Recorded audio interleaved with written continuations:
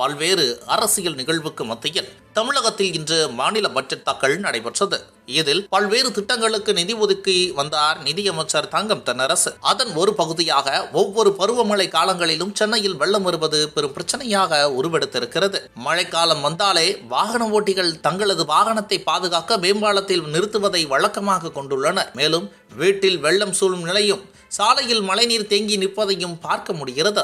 இதனை தவிர்க்க தமிழக அரசு 88 கோடியில் 7 மழைநீர் உறிஞ்சும் பூங்காக்கள் அமைக்கப்படும் என்று அமைச்சர் தங்கம் தென்னரசு தனது பட்ஜெட் உரையில் கூறியுள்ளார். இதன் மூலம் சென்னைக்கு வெள்ள பாதிப்புகள் குறையும் என்று எதிர்பார்க்கப்படுகிறது. கடந்த 10 ஆண்டுகளுக்கு மேலாக இருந்து வந்த பிரச்சனைக்கு இந்த பூங்காக்கள் மூலம் தீர்வு எட்டப்படும் என்று திமுகவினர் கொண்டாட தொடங்கியுள்ளனர். இந்த வீடியோ இணையத்தில் வைரலாக நெட்டிசன்கள் கலைஞர் 1970ஆம் ஆண்டு கூவம் நதியை சுத்தம் செய்ய போறோம்னு புதுசா ஒரு திட்டம் அறிவித்து அதற்கு 3 கோடி ரூபாய் அப்போ ஒதுக்கினார். கூவத்துக்குள்ள முதல்ல இருந்துச்சான். சுத்தம் செய்ய யாராவது இறங்கினா அது கடிச்சு போட்டுருமா. அதனால ஆளுகளும் வேலைக்கு வரமாட்டாங்க. 3 கோடி ரூபாய் முதற்கட்ட பணிக்கே செலவாயிருச்சுன்னு முடிச்சிட்டாரு. அதுபோலதான் தற்போதைய ஸ்டாலின் ஆட்சியில் அடையாறு ஆற்ற சுத்தம் செய்ய நிதி ஒதுக்கி இருக்கிறாரு. இதுவும் அப்பா கதையை போலத்தான் இருக்க போகுது.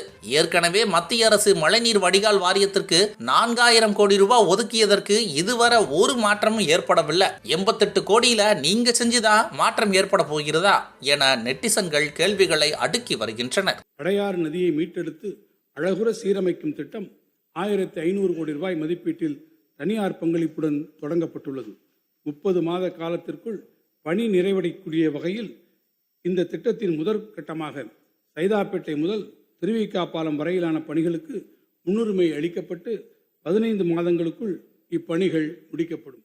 பருவநிலை மாற்றத்திலிருந்து மீட்கும் தன்மையுடைய 7 மழைநீர் உறிஞ்சும் பல்லுயிர் பூங்காக்கள் ஸ்பாஞ்ச் பார்க் சென்னை பெருநகர பகுதியில் 88 கோடி ரூபாய் மதிப்பீட்டில் உருவாக்கப்படும்.